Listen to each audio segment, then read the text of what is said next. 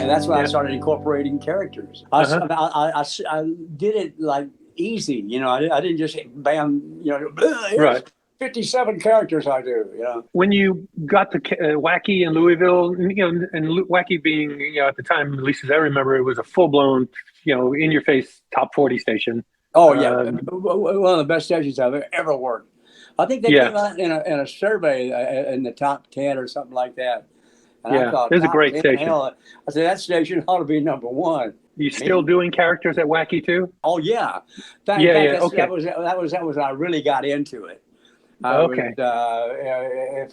If it was a guy in the news and I heard him talking on a newscast, you know, I would get his voice, and I could do that. I don't know how, but it would just kind of come to me, and I could do that voice in an interview after he finished the record.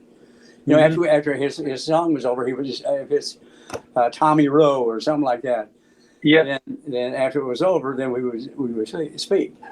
Yeah, you're pretty interesting in that you could you're kind of like an audio chameleon of hearing something, and then you can kind of, I don't know how you can distort your voice. It's like, wow, that's like the same guy. Not a lot of people can do that. You know. See, I didn't think about that at the time. Like I did that at home all the time. I was, you know, my mother had to put up with me, you know, doing all that. But she's pretty wild too.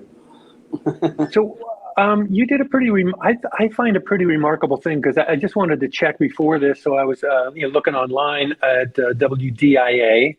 Oh yeah. And you know, for those of you watching WDIA, and you were there probably in the 60s, I would assume. Yeah.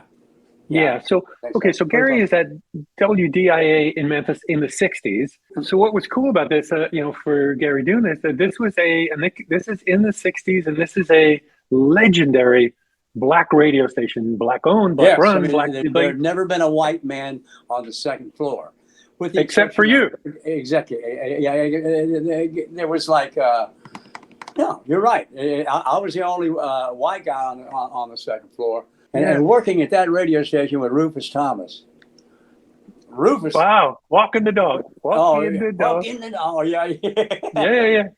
And so it was Rufus Thomas, A.C. Williams. I know all the guys. And I was the only, but it didn't matter. You know, I mean, I saw then how none of this even matters, you know. I'm sure it does in the hearts of people who are trying to get laws passed and things like that. Yeah. But you know, for me, it was just I didn't feel that way, so I didn't have to worry about it. Yeah, and obviously they didn't either. But you know, for the whole group of you, that was pretty progressive at the time, knowing it's the 60s. You know what I mean? It's particularly, and you're in the South, or you're right on the edge of the South, or you know, Memphis, I don't know. Memphis is in the South, pretty much. You know? It is.